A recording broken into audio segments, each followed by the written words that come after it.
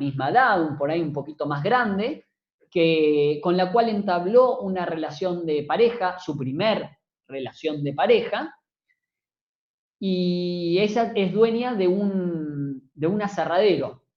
No es un aserradero, sino un taller de madera, ¿sí? Entonces, como que venía bárbaro, se conocieron por eso, y ahí, digamos, entablaron una relación. Esperen que voy a cambiar esto.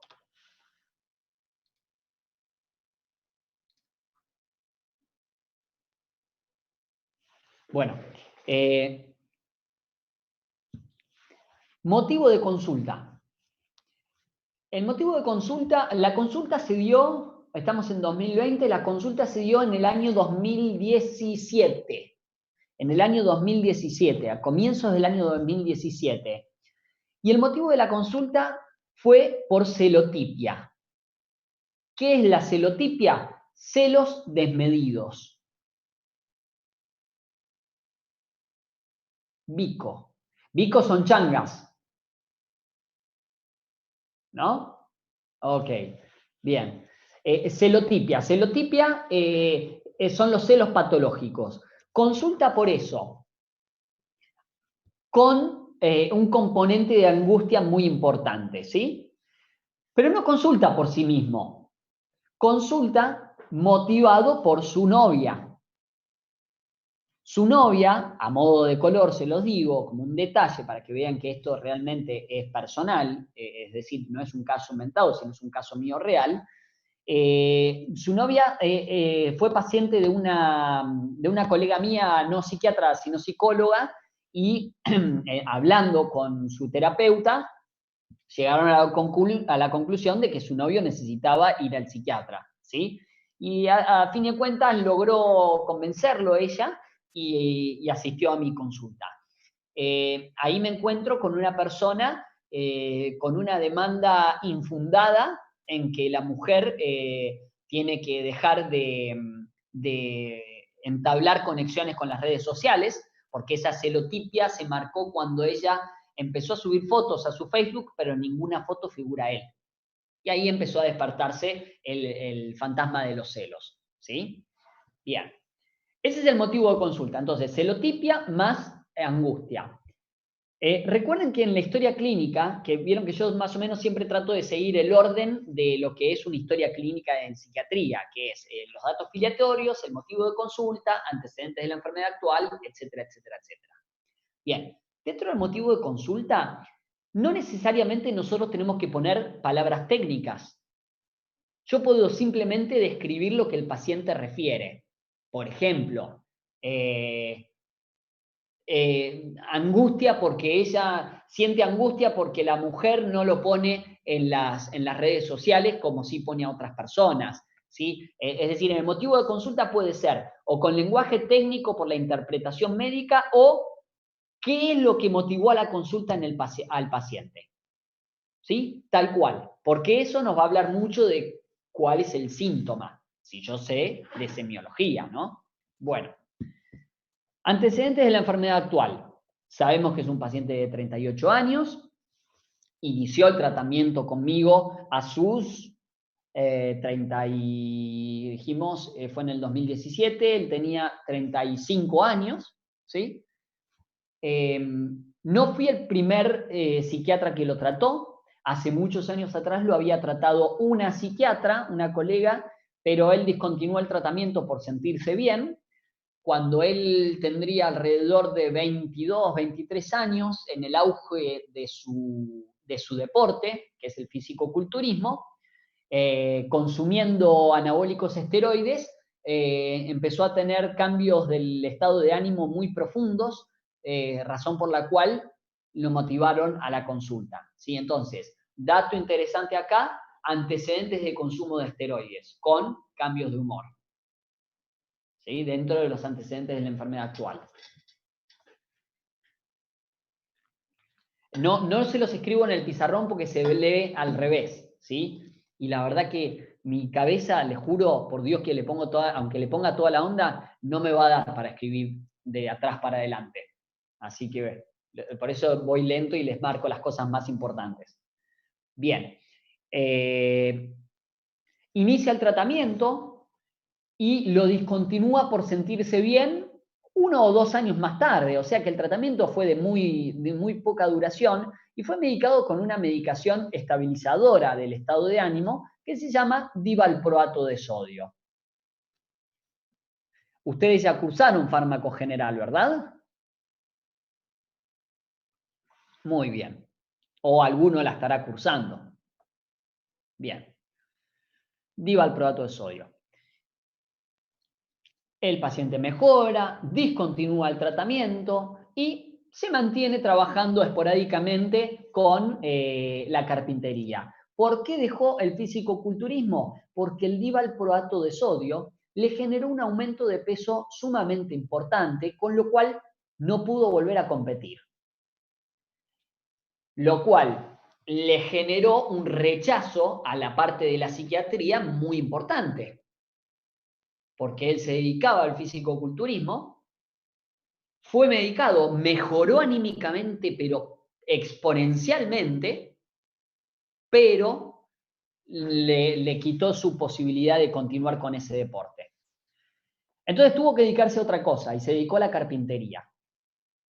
Solo. Cuando dejó su actividad, empezó a los 22 años su primer tratamiento, dejó su actividad a los 24 años. ¿Sí? O sea, era muy joven, tenía una vida profesional en el fisicoculturismo por delante, que no era mucho, porque en realidad, bueno, sí, los fisicoculturistas duran mucho como vida deportiva, ¿sí? Mientras no consuman tanta cosa. Bueno, motivo de consulta ya se los dije, inicia dentro de su antecedente de la enfermedad actual, nada más relevante, por lo menos a mi entender. Después ustedes me irán preguntando cosas que les interesara saber. Antecedentes hereditarios.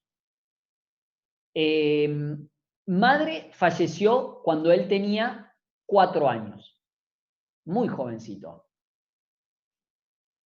Es hijo único. Su padre, alcohólico, lo crió desde esa edad hasta los 12 años y un día, de la noche a la mañana, el padre se fue de la casa y quedó él solo en la casa. Con 12 años tuvo que encontrar la plata que había escondida en algún lugar de la casa para poder ir a hacer las compras y empezó a cocinarse hasta que logró aguantar un mes en ese estado de abandono y por medio de vecinos que vieron la situación, acudieron a la justicia, buscaron al padre que estaba viviendo en Jujuy, ¿sí? Bien al norte de la Argentina, y por orden judicial lo volvieron a llevar a su casa. Y ahí entabla una relación bastante patológica con el padre. Imagínense, ¿sí? De pronto, de la noche a la mañana, el padre se va de la casa y deja a un chiquito de 12 años totalmente vulnerable a las buenas de Dios, ¿no? A ver qué es lo que ocurre. Obviamente, ese padre algo tiene, ¿sí? Con idas y vueltas con el padre, con muy mala relación, llega a los 16, 17 años, no recuerdo en este momento, y él se va de la casa. Mi paciente se va de la casa. Se va a vivir solo. Se las ingenia, se hace unas changas o un bico, ¿sí? Y se va a vivir solo. El padre, a fin de cuentas, termina internado en un instituto neuropsiquiátrico, ¿sí? Él nunca supo decir qué es lo que tenía el padre a nivel psiquiátrico porque no tuvo mucho vínculo con él. Recién ahora estaba teniendo vínculo con él porque era él quien era el apoderado de cobrarle la jubilación y llevársela al padre. ¿Sí? Y pagar el instituto neuropsiquiátrico. Entonces, esa es la relación que tiene él con que tenía él con el padre. Bien. Antecedentes hereditarios. Antecedentes personales. Paciente obeso, 120 kilos, paciente obeso. Sin antecedentes de consumo de drogas de ningún tipo, solamente anabólicos.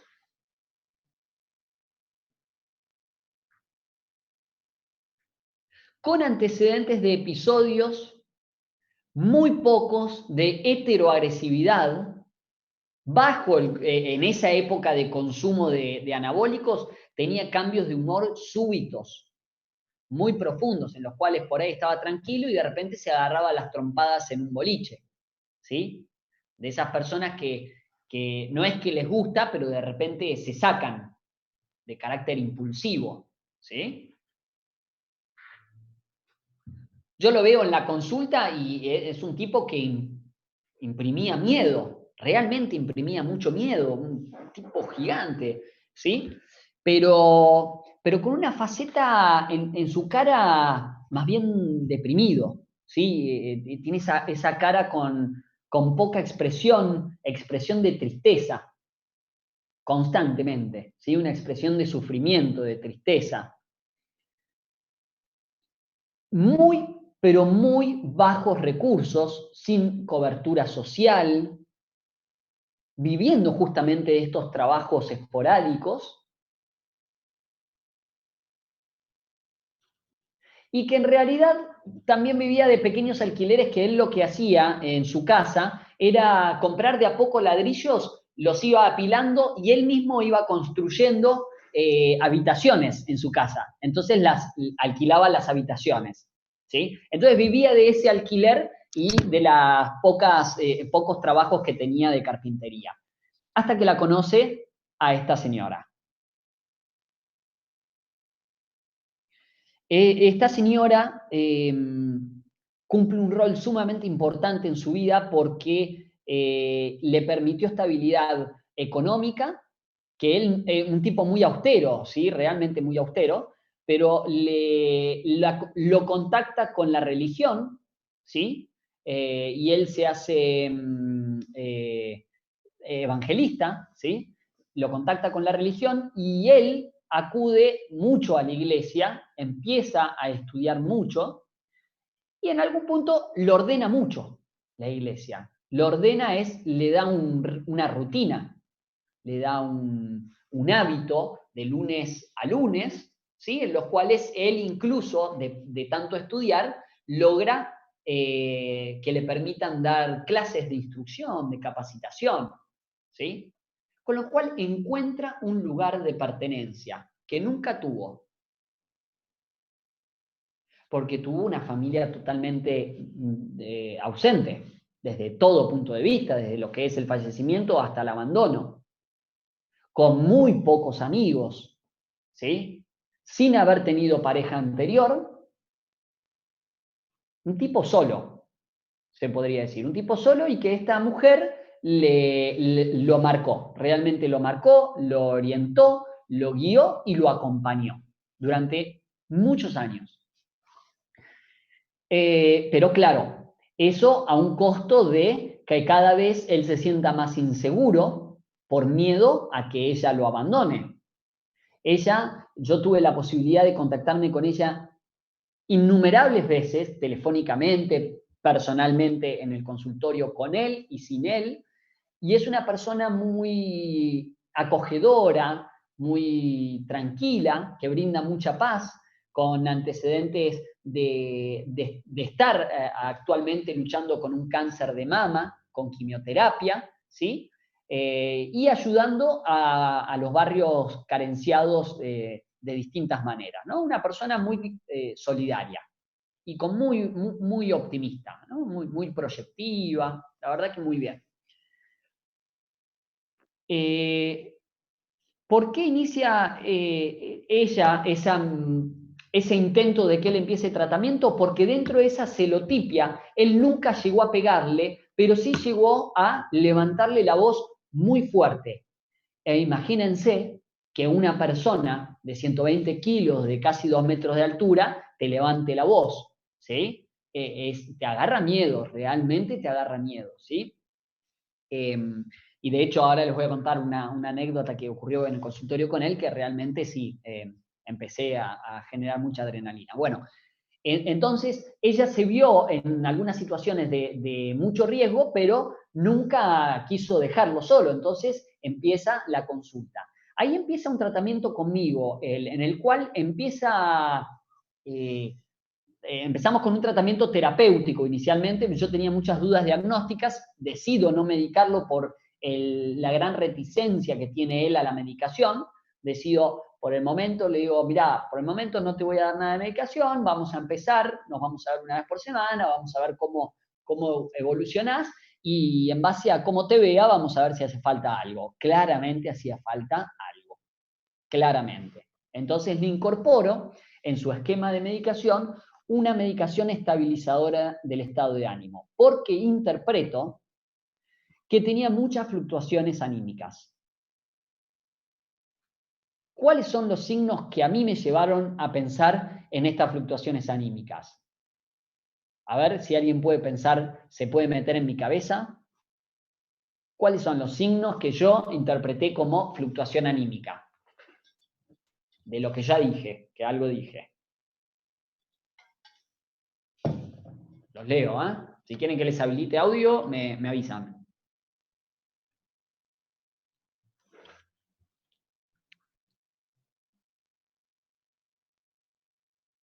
¿Quién levantó la mano ahí? Fernando. ¿Vos levantaste la mano? ¿No? ¿Te animás a levantar la mano? Perfecto. Te habilité el audio, Fer. ¿Cómo andás? ¿Todo bien usted, Doc? Todo bien, todo bárbaro. La vida me sonríe. Se nota, se nota. Bien, bien. ¿Qué te iba a decir? ¿Qué pudiste interpretar de lo que yo dije que podría ser fluctuante en su estado de ánimo?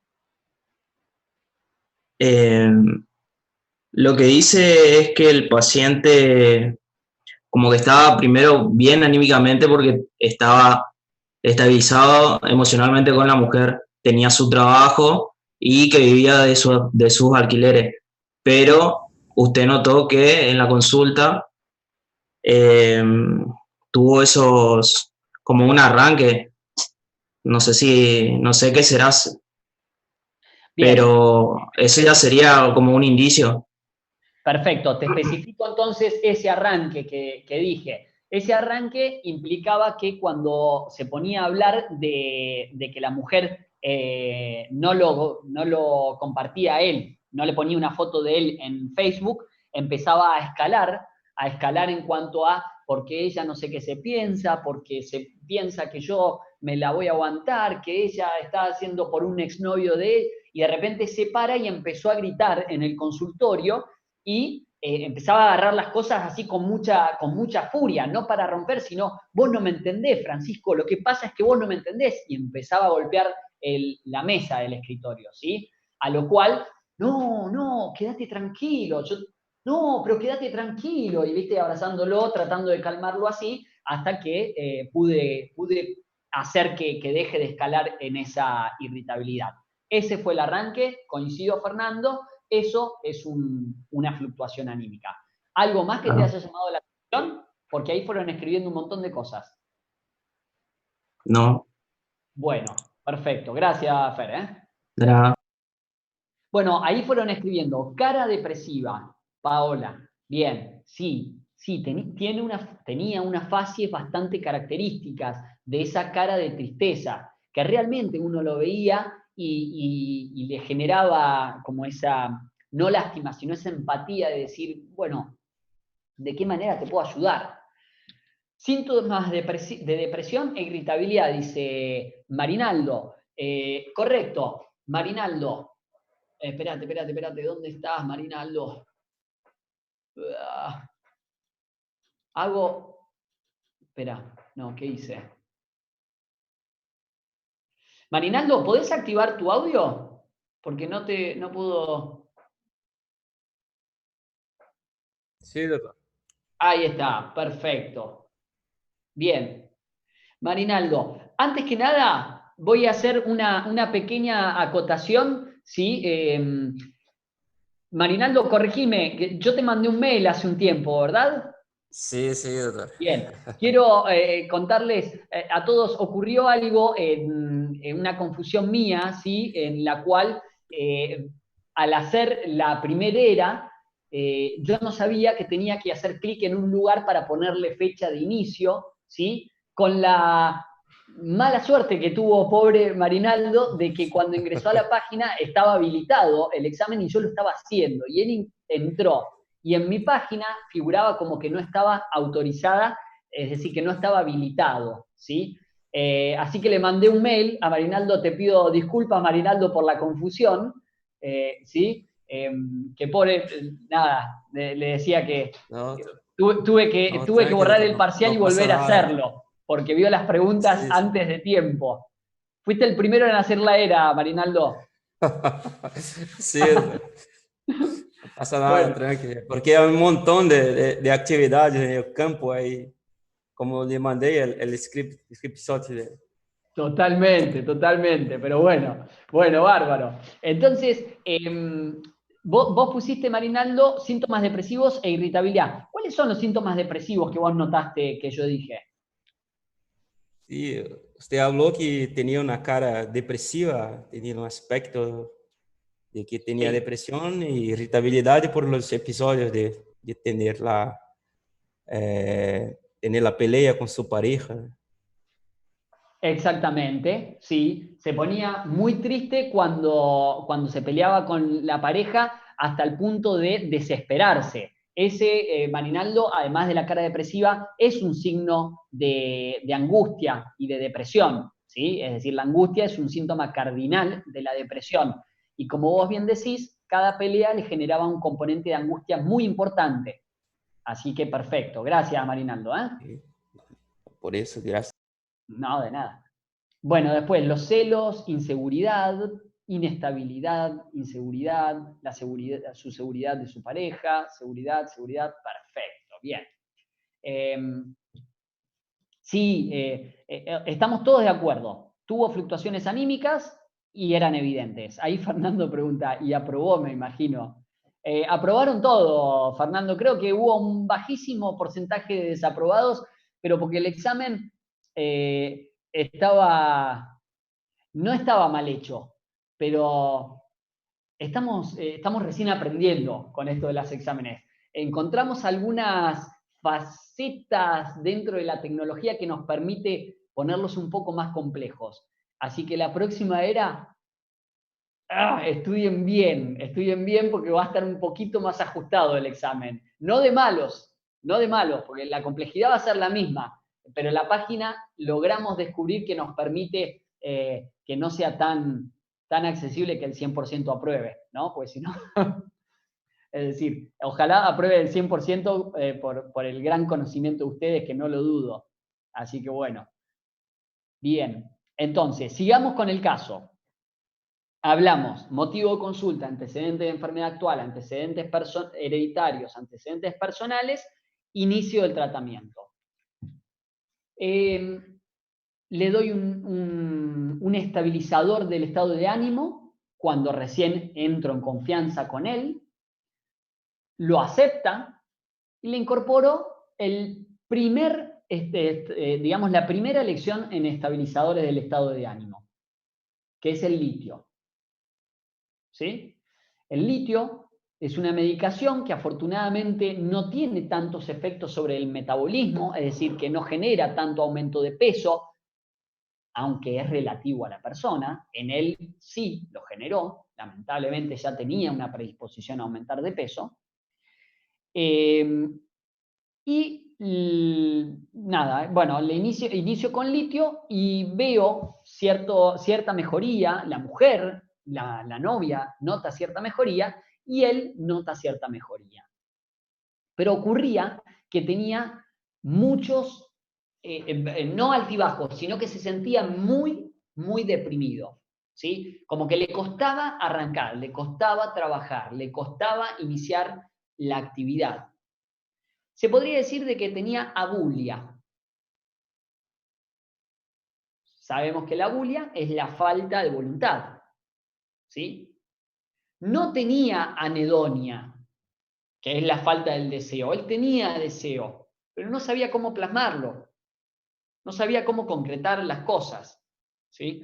Necesitaba totalmente de su novia.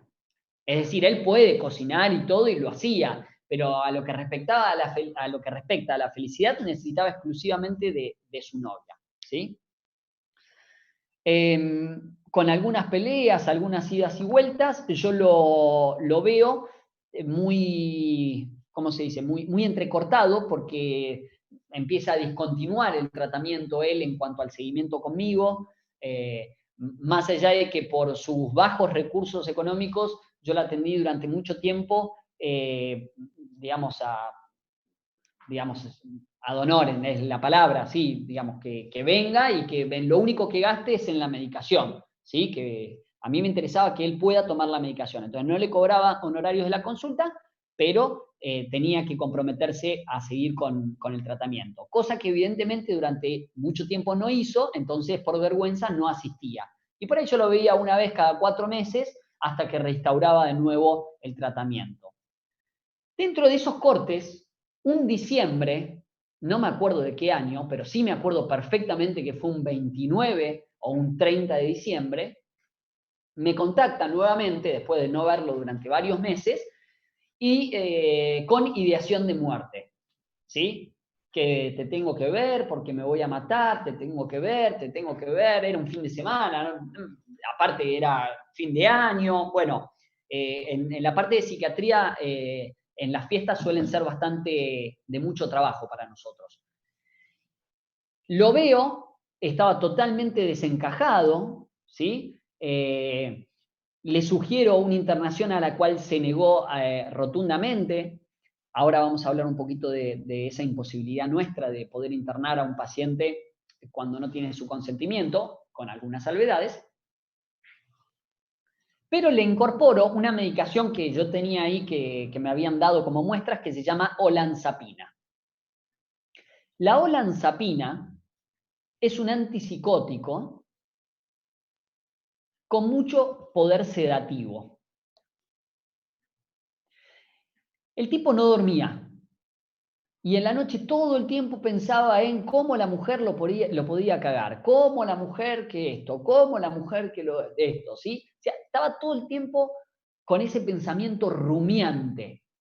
Se le metía el pensamiento y viste, todo el tiempo, no una alucinación, era un pensamiento de ruina, el pensamiento de celos, ¿no? Entonces le incorporo la olanzapina y baja,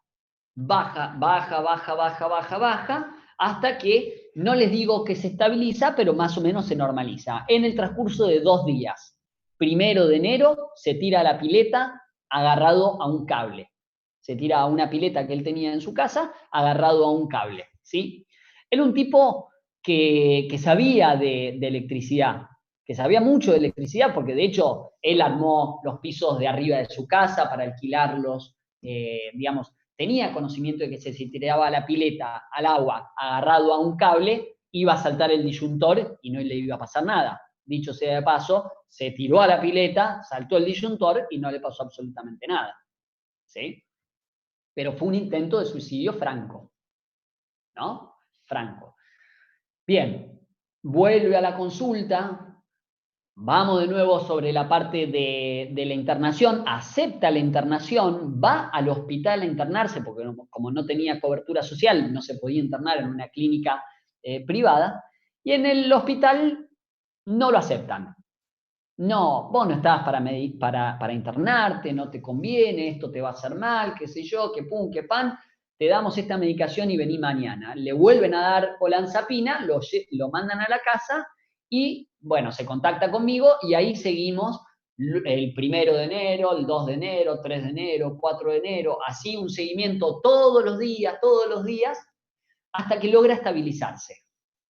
Hablando con la mujer, logramos que se calmen las aguas, logra estabilizarse, el medicamento comienza su acción, le vuelvo a meter litio. Durante un tiempo sigue bien, con muy poquitas fluctuaciones, pero bien, ¿qué implica? Bien implica ahí, ¿sí? Estar en lo bajo, bien estar sin poder trabajar, medio desganado, pero sin ideación suicida, sin irritabilidad, sin tantos celos. Eso implicaba estar bien para él. Hasta ahora, ¿alguna interpretación, algún diagnóstico presuntivo, algún diagnóstico diferencial que ustedes me quieran escribir para ver si... Marinaldo dice trastorno bipolar por los cambios que fluctúan en el estado, se excita y deprimido. Bueno, ahí tenemos un diagnóstico presuntivo o diferencial. Esquizofrenia, dice Milagros, diagnóstico diferencial.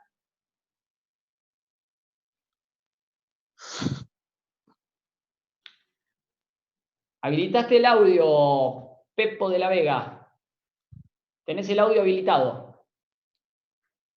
Ahí lo inhabilitaste, no te animaste a hablar. Lo ibas a decir, llamar la atención. Ah, Doctor, ahí voy, Ana, ¿eh? Ahí estoy con vos. Pepo de la Vega, ay, ¿cómo es tu nombre? Te habilité el audio, Pepo. Habilitate el audio.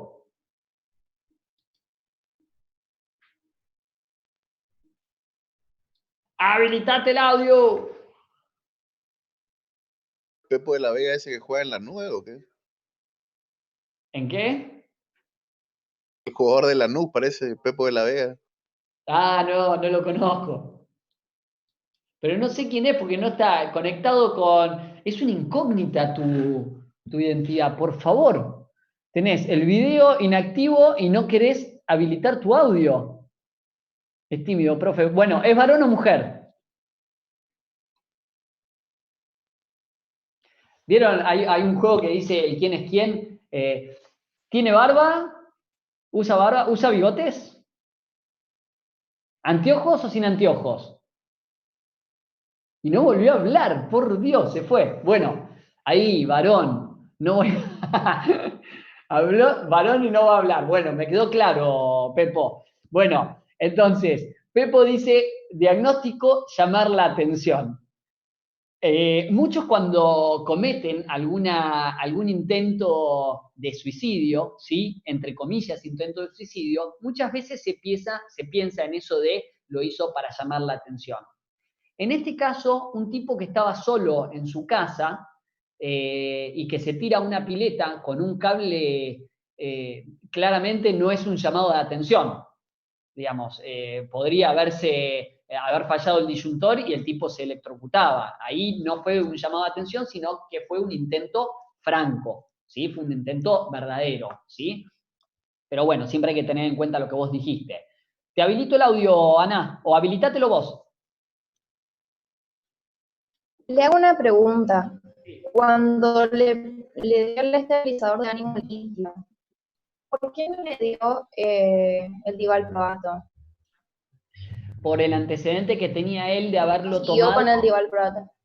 Claro, porque el divalproato que lo tomó antes y le había hecho bien, le había aumentado mucho de peso y él le tenía una idea bárbara y además que como tenía facilidad para aumentar de peso, optamos por cambiarlo. De hecho, el litio es el estabilizador de primera línea antes que el divalproato. Pero sí, la razón, Ana, fue que él ya lo había probado, había aumentado de peso, le tenía idea y que aparte que no era la primera elección. Claro. ¿Y la olanzapina no le aumentaría de peso también? Sí, aumentó un montón de peso. Ojo, aumentó de peso con el divalproato, aumentó de peso con el litio y aumentó de peso con la olanzapina. Es un paciente que terminó por lo menos con 160 kilos, 155 kilos. Sí, sí, muy. Imposible de que retome la actividad física porque estaba muy, muy deprimido. Yo, como profe de educación física, siempre le incité a salir a caminar, tanto con él como con la mujer, que también sufre de sobrepeso. Incluso nosotros hacer la terapia caminando con él, pero nunca lo tomó. Pero sí, una persona con mucha tendencia a la obesidad. Sí, aumentó mucho de peso, Ana. Ujú. Y en esos casos, qué se le hace porque la mayoría de los pacientes, de lo que yo conozco por lo menos, que engordan bastante, me pasa con mi hermano justamente, y no tenemos cómo hacerle bajar de peso, porque en Ujú. general se van agregando más fármacos y es como que uno queda sin saber Sí, qué hacer en ese caso, sí. Lo que es importante, solo con la Ana, actividad, ¿no? claro, lo que es importante, Ana, es primero controlar la parte clínica, ¿sí? Más allá de fomentar la actividad física, que no siempre se logra, yo dentro de todo estaba pseudo tranquilo, porque cada tanto le exigía, no se lo pedía, le exigía que venga a la consulta con un análisis de sangre hecho. Y en los análisis de sangre le daban los valores de colesterol levemente alterados y los triglicéridos aumentados, a lo cual tuve que medicarlo para los triglicéridos, porque no iba a ningún médico, la única persona con la que generó empatía fue conmigo y venía a mí y nada más que a mí. Entonces yo lo tenía que tratar de todo, y por eso es que es importante tener un conocimiento global de la medicina, no por especialidad.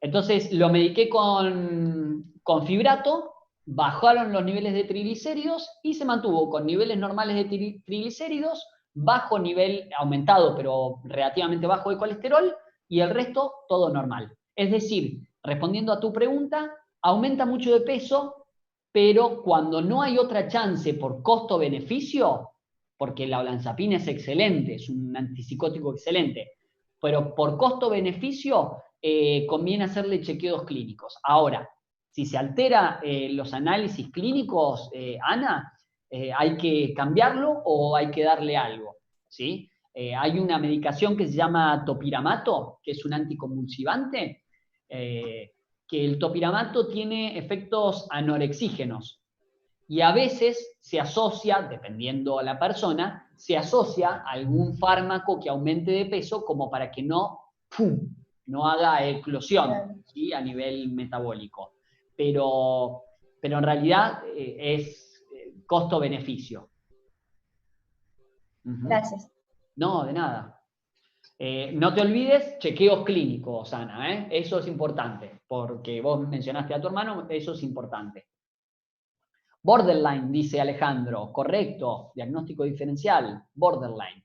Bueno, entonces surgieron trastorno delirante, bueno, Fernando, bien.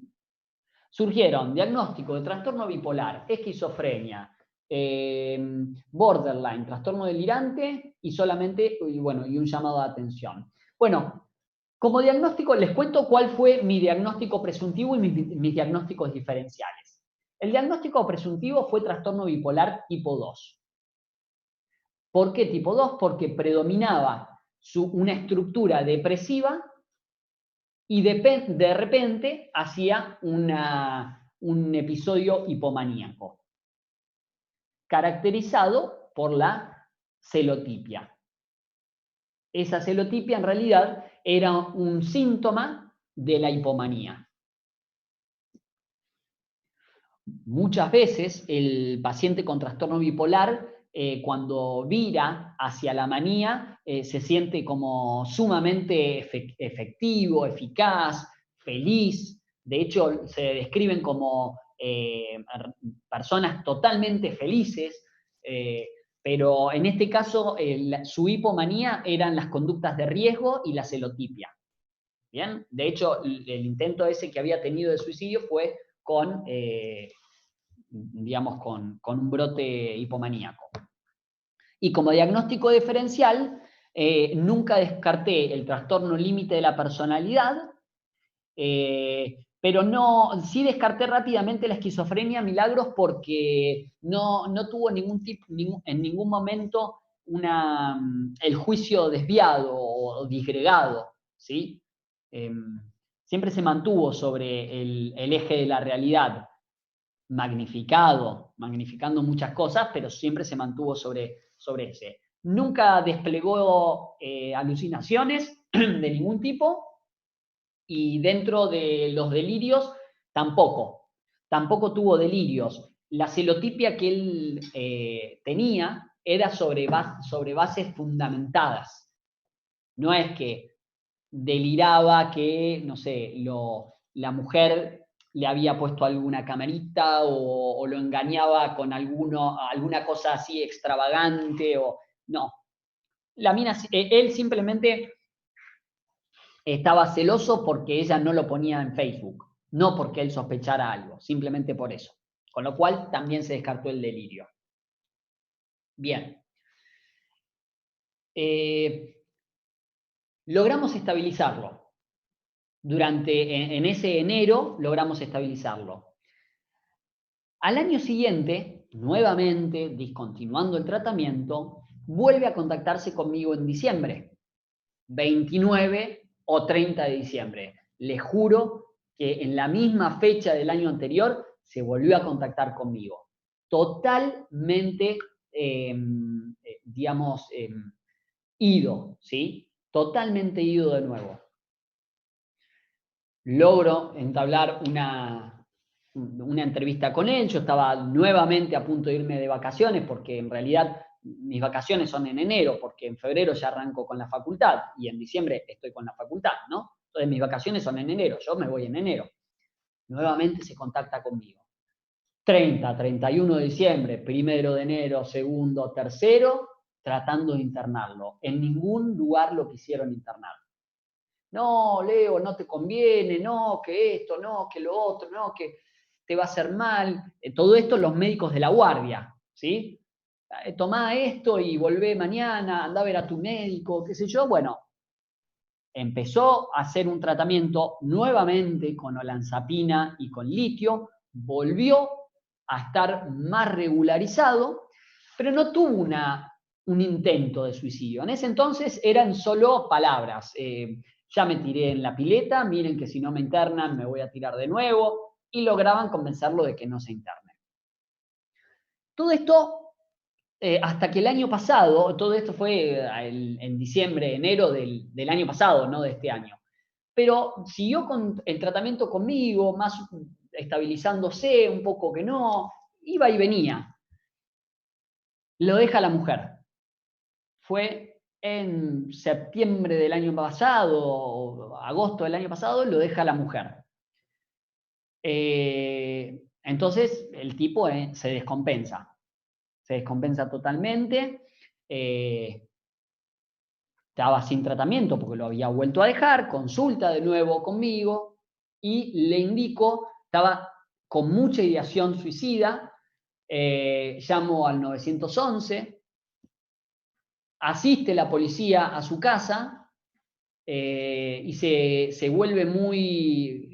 La policía no lo quiere internar porque ven a un tipo de 150 kilos, de 2 metros de altura, tranquilo en ese momento, que les dice, no sé por qué lo llamó mi médico, pero yo estoy bien.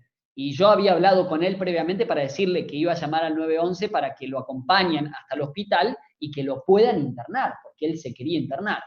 Pero claro, cuando vio que cayeron 2 patrulleros, se asustó.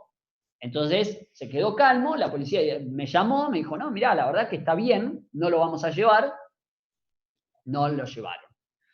Llamo al 107, que es el sistema de emergencias médicas, va a la ambulancia, lo evalúa el médico, no me llaman en ese momento y la ambulancia se va porque lo ve bien, ¿sí? No lo quiere internar. Cuestión que yo lo vengo viendo todos los días, le indico una medicación, no la toma porque estaba sumamente descompensado, no tiene madre, no tiene padre, no tiene amigos, la mujer ya no le hablaba, ni yo tenía la posibilidad de contactarme con ella porque había bloqueado y cambiado el número. Imposible, estaba solo, ¿sí? Llamo al 107, no responde, llamo al 911, no responde, es decir, no lo internan. Lo acompaño a una guardia, porque tenía una idea franca de suicidio, y en la guardia había una espera tremenda, me quedo ahí en la guardia con él, bla, bla, bla, yo me voy porque tengo que atender, me aseguro que él se quede en la guardia, lo atienden los médicos, le dan olanzapina y litio y lo llevan y lo dejan ir a la casa, ¿sí?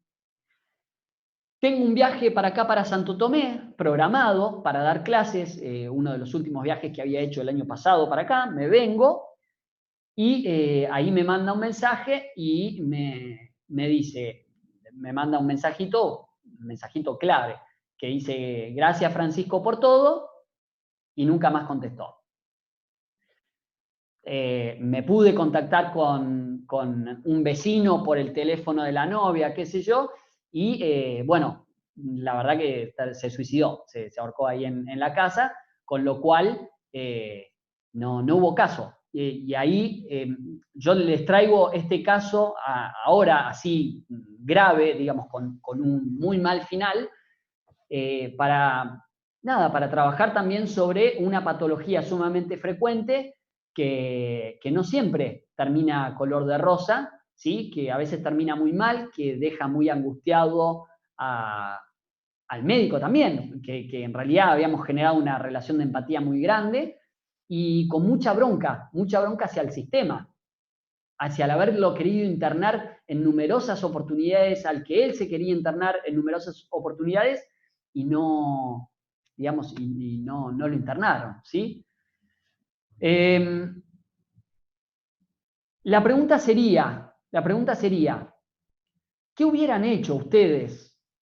¿O qué hubieran preguntado? ¿O qué hubieran incorporado? ¿O qué les gustaría saber de este caso en cuestión? ¿Sí?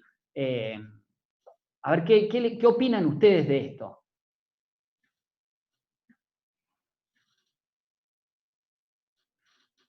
Si es que opinan algo. La verdad que fue por ahí muy fuerte el final. Lamentablemente, en todas las especialidades, ¿no? Uno como médico lo que busca es que los pacientes se curen, que los pacientes se traten, que los pacientes mejoren, ¿sí? Distintas cosas. Y los psiquiatras nos encontramos con distintos riesgos. Dentro de los riesgos que nos encontramos los psiquiatras son justamente esto, ¿sí? Entonces, por suerte, no es absolutamente nada frecuente, ¿sí? Pero absolutamente nada frecuente. Así que esto nos da una pauta de mucha energía, de mucha motivación y siempre seguir para adelante, ¿sí? Pero bueno, por eso es tan importante y sumamente importante trabajar con el entorno. Un dato que no se los dije, que en el último tiempo me había contactado con el pastor de la iglesia, no me acuerdo ni cómo conseguí el teléfono, para ver si teníamos la alternativa de que algún compañero de la iglesia pueda estar más atento, más presente, acompañándolo, etc. Pero no hubo caso tampoco. ¿Qué opinan? Digan algo, a ver. Los aparatos de salud no están muy adecuados esos casos, me parece. Terapia electroconvulsiva, perfecto, bien. Sí, Marinaldo, la verdad que ahora, obviamente, justo en la pandemia, mucho menos, ¿no? Pero la realidad es que por lo menos en la Argentina, desconozco en Brasil, en la Argentina es muy complejo en el sistema de salud pública internar a alguien, ¿sí? Porque la verdad que tratan todos de que no quedarse con un, entre comillas, problema dentro del hospital. Realmente era un tipo que excitado daba mucho miedo, ¿sí? Así como se los digo, era un tipo gigante. Entonces, y antecedentes de físico-culturismo, o sea, no era obeso, era obeso y robusto, ¿sí? Era un pilar de rugby, ¿sí? En Brasil también está mal, mirá, bueno. Por eso, es muy complejo eso. El tema es que en el proceso para llevar una internación debería cumplirse y no siempre se cumple. Yo terminé yendo al juzgado para solicitar una orden de internación yo, pero la orden de internación nunca llegó al coso. El paciente tenía mi orden de internación e iba a los hospitales con mi orden de internación y nunca le dieron bola. ¿Terapia electroconvulsiva? Terapia electroconvulsiva podría ser una opción, Sebastián. Podría ser una opción. Tiene muchísimas contraindicaciones. La verdad que dentro de lo que respecta a este paciente, no tenía una contraindicación para esa terapia electroconvulsiva. En la Argentina, creo que hay, en toda la Argentina, creo que hay solamente 2 lugares donde hacen electroshocks. Para hacer terapia electroconvulsiva hay que tener la orden del juez. Y es mucho más compleja hacer una terapia electroconvulsiva que internar a un paciente. Y ahí me encontraba con un paciente que ni siquiera lo querían internar. Pero podría haber sido también una opción de tratamiento, Sebastián, ¿eh? Ana dice, en algunas clínicas privadas pasa lo mismo, doctor, no aceptan salvo casos extremos. En realidad, Ana, el criterio para internar siempre tiene que ser un caso extremo, siempre. Tiene que, de hecho, el motivo de internación siempre tiene que ser, uno tiene que escribir un eslogan para internar. Si no escribís eso, no es una orden de internación válida. Tiene que decir, existe riesgo cierto e inminente para sí y para terceros. Existe riesgo inminente para sí y para terceros. Eso lo tiene que decir, porque si no, no lo van a internar.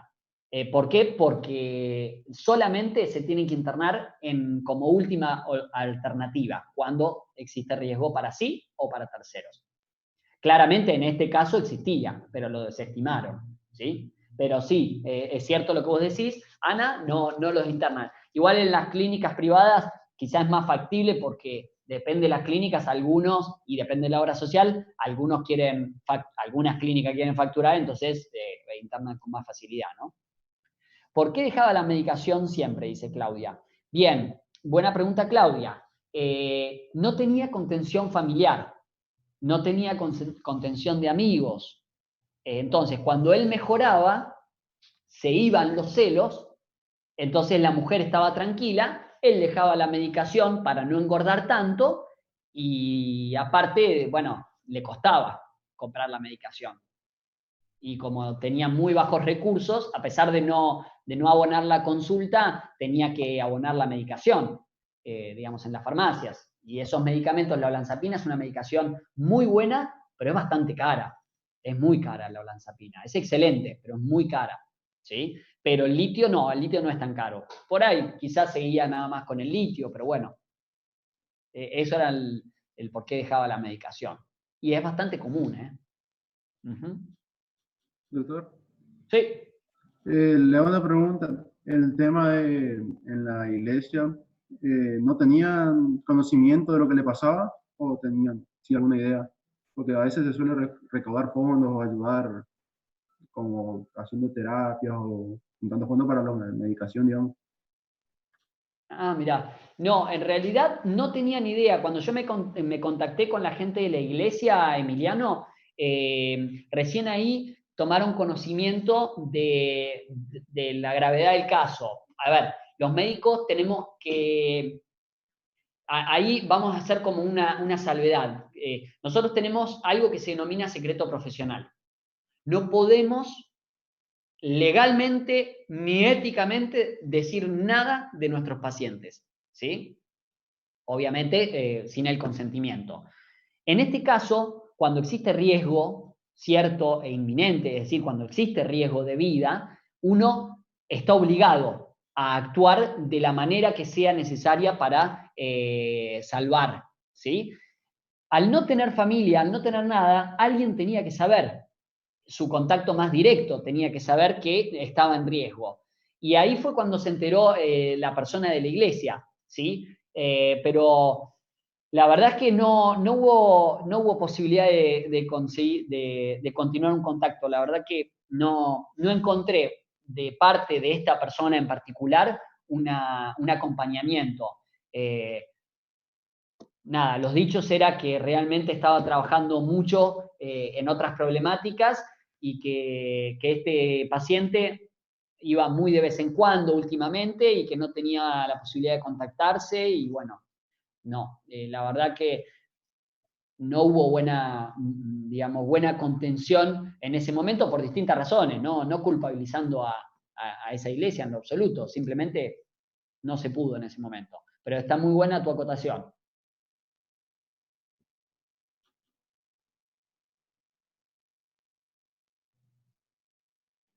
Hola, profe. Sí. Yo le quería hacer una pregunta. O sea, ¿usted cree que si es que tenían, digamos, la posibilidad de internarlo, si lo internaban, continuaba el tratamiento, todo bien, y con la falta, digamos, de la mujer que era su única contención, ¿usted cree que él no se iba a matar? Porque, o sea, esa es una de las preguntas. Y la otra pregunta es, en un momento en donde él, digamos, su ánimo estaba normal o un poco para arriba, digamos, ¿usted lo vio en ese estado? Y si tuvo en algún momento alguna idea, digamos, suicida, porque por más que no haya estado en un momento de hipomanía o en una parte depresiva, y está, digamos, el humor por arriba, por ahí esa gente tiene decidido matarse porque si es que, digamos, no tiene ese motor que sería la mujer o la única persona que tiene en quien confiar, al estar, digamos, ausente, directamente ellos en un momento u otro se matan, digamos, o sea, cometen el suicidio. Claro. O sea, esa es la pregunta. Si usted cree que si digamos, con todo, con la hospitalización, las consultas, los fármacos, pero con la ausencia, ¿usted cree que se mataría? Igual. Es una excelente pregunta y acotación, Alejandro. Nada, pero nada me hace pensar que con la internación, después de la internación, él no se iba a matar. Absolutamente nada me deja tranquilo de que después de la internación él iba a estar bien. Es como vos decís, la mujer desapareció, es decir, se abrió completamente porque él había tenido una conducta de mucha agresión con el padre de ella y lo había golpeado, un tipo de 77 años, lo golpeó y a raíz de eso es que se separan, ¿sí? Entonces ella se desapareció. ¿Y qué pasa? La internación, lo que yo buscaba en la internación, primero es sacarlo del riesgo en ese momento. Y segundo, es buscar una adhesión a un tratamiento más intensa. Y a veces la adhesión al tratamiento solamente implica inyectar a la persona con un medicamento de depósito. Hay medicamentos que se administran una sola vez por mes mediante una inyección, ¿sí? Y si el paciente accede, a veces simplemente tiene que ir una vez por mes a la consulta, se le aplica la inyección y vuelve, digamos, al otro mes. Es mucho más fácil de adherirse al tratamiento porque no tiene que tomar pastillas todos los días, ¿sí? De todos modos, vuelvo a repetirte, Alejandro, la mujer no iba a estar de nuevo. Así que había sido su primer mujer y había terminado muy mal. O sea, nada, vuelvo a repetir, nada me dice que después de una internación el tipo iba a estar bien. O sea, muy profe, buena tu acotación. por último, o sea, entonces sacamos, digamos, el hecho, digamos, de decir que por falta de recursos, plata o lo que fuera, o sea, según mi opinión, ¿no? Porque en realidad en cualquier momento, como él igualmente iba a estar solo, yo le pondría la causa a, por ejemplo, no asistir o a un centro de contención, ¿sí? O por ahí, por ejemplo, qué sé yo, por ejemplo, hay asistencia social para esa gente, charlas, psicólogos, todas esas cosas, más contención en ese aspecto, porque incluso usted dijo que solo usted era el apoyo de él, digamos, básicamente como personal de salud. O sea, se podría decir entonces que la falta de recursos en sí no fue, digamos, el motivo, digamos, que causó eso. Mirá, lo que sí fue, el motivo fue la no internación en ese momento. Es decir, si se internaba, ahí no iba a ocurrir el suicidio. Posteriormente a la internación, quizá ocurría igual y probablemente hubiese ocurrido igual, ¿sí? Pero en el momento del hecho consumado, la causa fue la no internación, producto de toda esta cuestión, ¿sí? Después de una internación, con el paciente estabilizado, se pueden elaborar mayores herramientas, quizá mismo dentro del ámbito hospitalario, empieza con un tratamiento terapéutico semanal dentro del hospital, incluso hospital de día, etcétera, etcétera, y ahí se busca un apoyo mayor que implique esto que vos decís, ese acompañamiento social. Pero al no pasar nunca por esa instancia, no se pudo ver. Es decir, no podemos dejar por hecho, por más que una persona esté grave, no podemos decir, bueno, igual va a terminar mal, ¿no? Entiendo igual que vos no estás diciendo eso, lo estoy diciendo yo. Lo que digo es que en ese momento el paciente tenía criterios de internación y no se internó. Si bien a mí me dejó muy enojado con el sistema eso y muy mal, con mucha bronca, no es que le echo la culpa a que el sistema enfermó al paciente, no, el paciente ya tenía eso, ¿sí? Pero bueno, nada, no ayudó el sistema y la situación. Te agradezco las acotaciones, muy valiosas esas, ¿eh? Muy bueno. Claudia, te habilito el audio. O habilitalo vos. ¿Se escucha? Perfecto. No, era un poco también lo que comentó el compañero y no sé si a todos les pasó, a los que escucharon.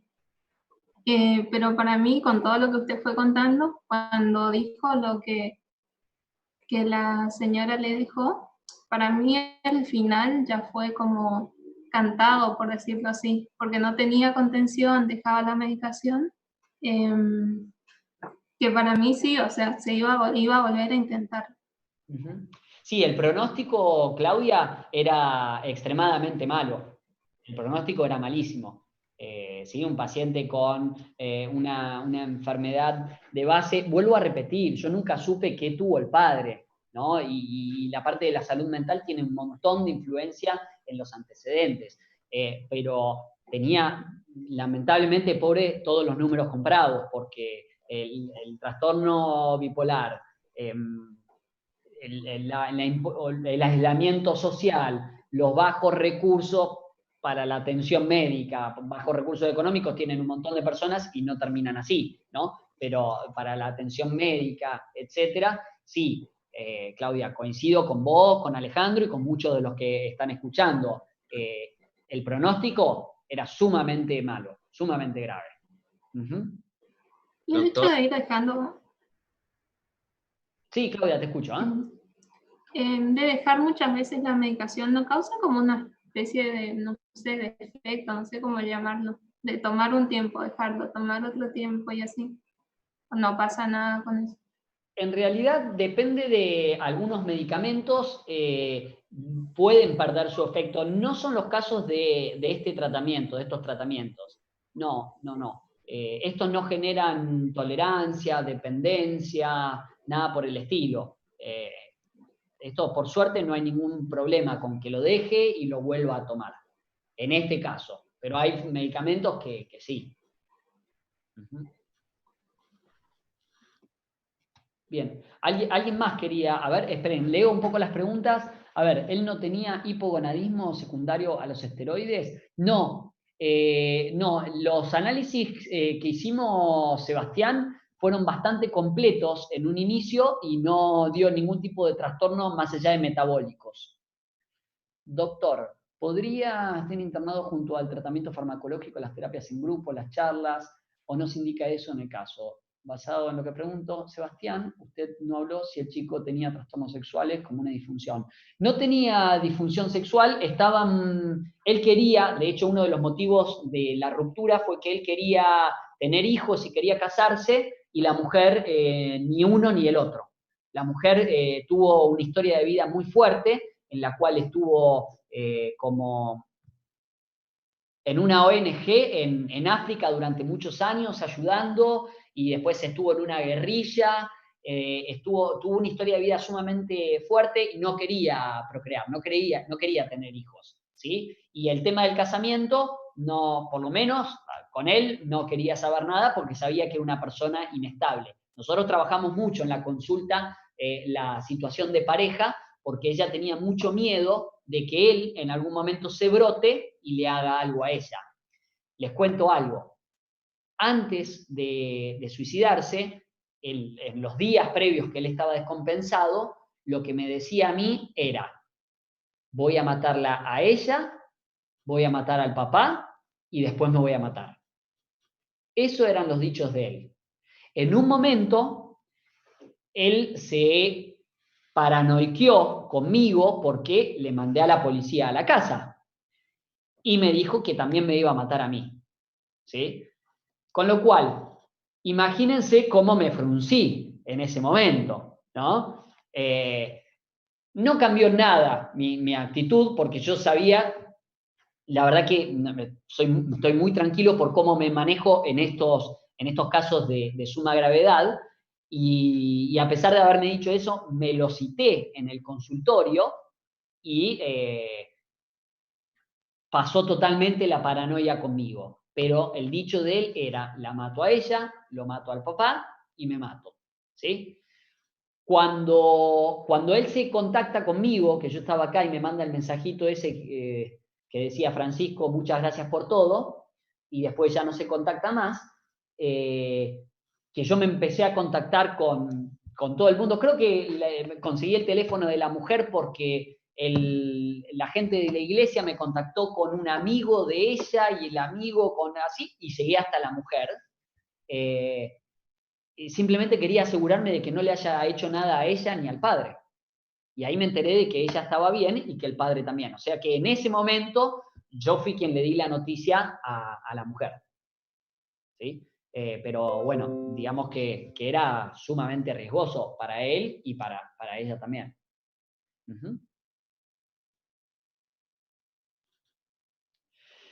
Qué cosa, ¿no? Trabajar tanto con, digamos, intervenciones tan interesantes con un caso tan grave, ¿no? Porque vieron que esto no es del libro que, bueno, le doy este medicamento y se curó, o se trató, o se recuperó, o tal. Digamos, hay todo un mundo atrás que a los médicos nos hace pensar y decir, ¿y para qué estudié tanto farmacología? ¿Y para qué estudié tanto el renal? ¿Y para qué estudié tanto esto? Si yo no tengo en cuenta a la persona en la globalidad.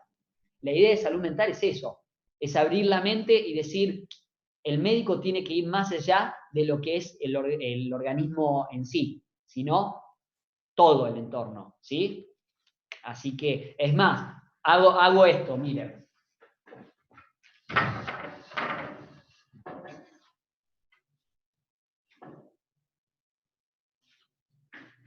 Y como para terminar la clase les puedo decir, somos un universo, ¿sí?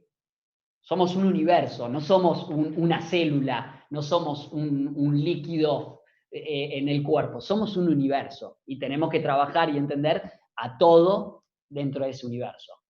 No lo preparé, les juro que no lo preparé. Bien. Doctor. Sí, pregunte, Matías. Yo creo que también, como estaba comentando mis compañeros, estaba escuchando, y más con lo que usted contó y hablando de lo que usted está haciendo ahora, yo creo que más también era como dijo mi compañera Claudia, posible resultado por ya el entorno que él vivió también ya desde chico, ¿no? Del fallecimiento de la madre, del abandono del padre.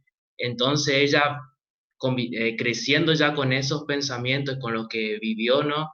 En su entorno, yo creo que por eso también creo que el pensamiento suicida de él y lo que usted estuvo contando, ¿no? Que le va a matar a la madre, o sea, a la mujer, al padre, porque yo creo que también mucho lo que él vivió internamente de chico es algo que le marcó toda la vida, ¿no?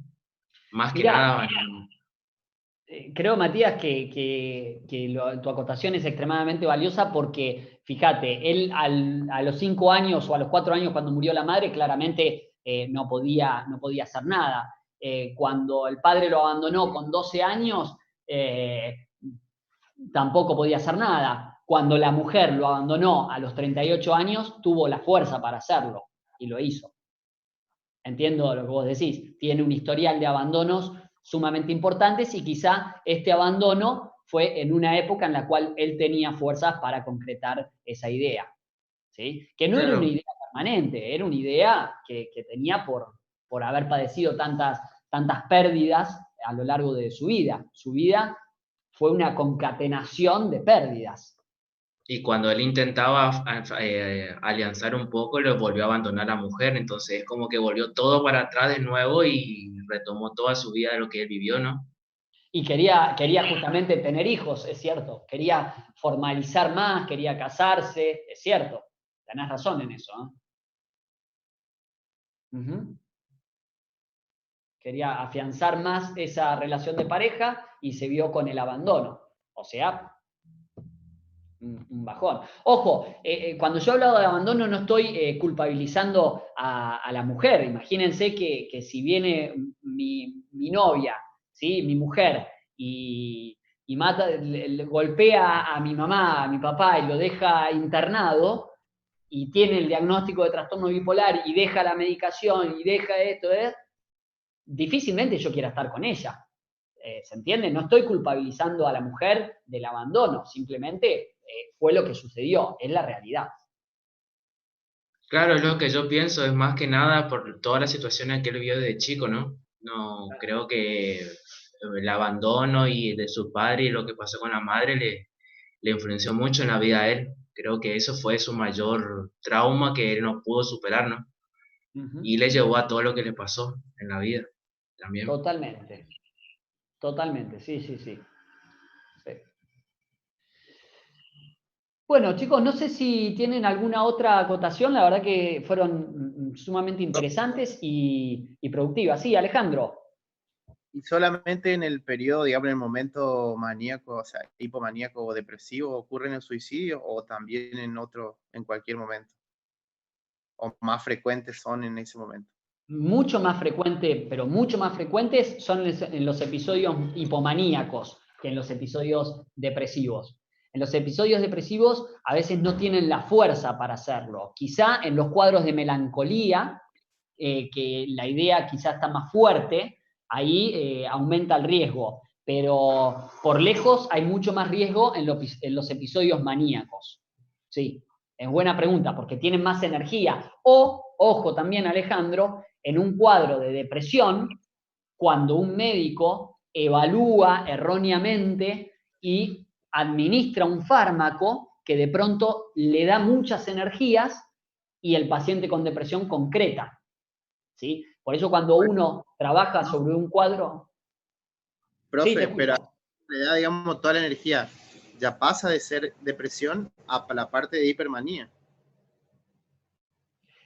No entendí, ¿en un cuadro, en una persona con depresión?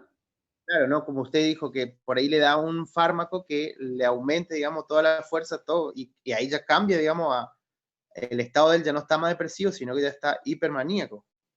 Y ahí comete el suicidio, ¿o cómo? Claro, el tema es el siguiente. En un paciente que tiene el diagnóstico de depresión, yo no lo puedo cambiar de diagnóstico con un fármaco. Es decir, yo no lo voy a transformar en un trastorno depresivo administrándole un fármaco. Lo que puedo hacer es, si yo tengo un paciente con un montón de ideas suicidas, que está con varios intentos de suicidio francos, no llamados de atención, francos en su haber, y que tiene un entorno que favorece a ese suicidio, yo dudosamente o difícilmente le vaya a administrar un antidepresivo que lo saque rápido de ese estado. Probablemente lo que haga es le dé un antidepresivo con menos efecto, digamos, que le genere mucha energía, y además lo voy a combinar con otro fármaco. ¿Sí? ¿Para qué? Para que vaya subiendo anímicamente, pero de a poquito. ¿Se entiende? Y trabajando más sobre la parte de las ideas.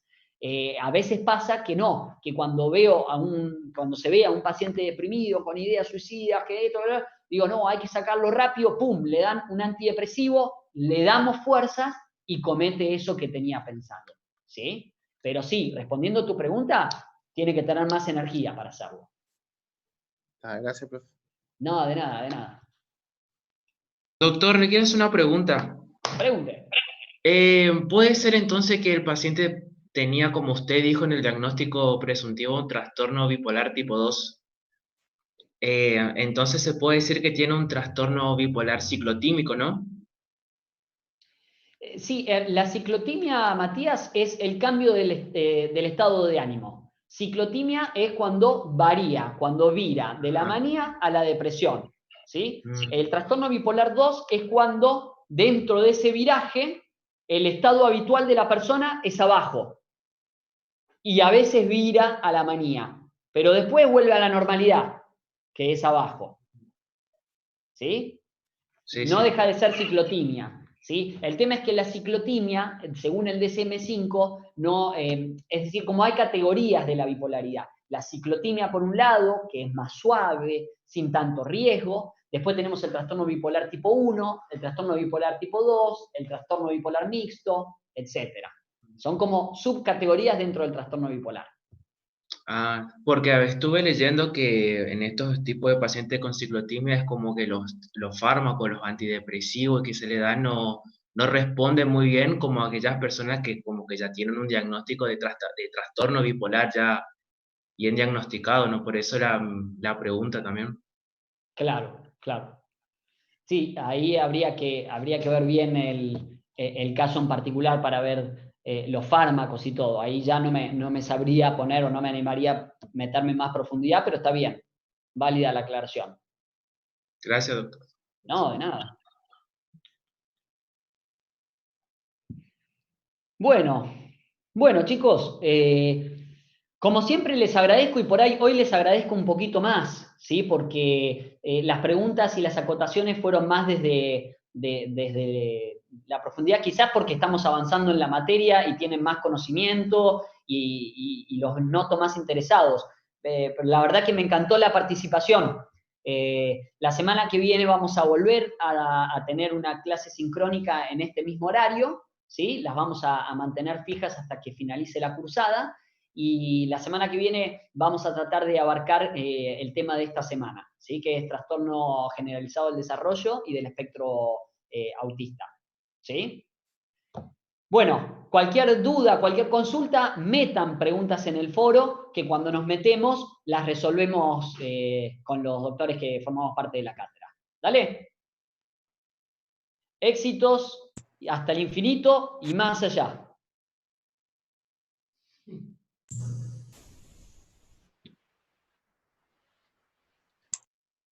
Gracias.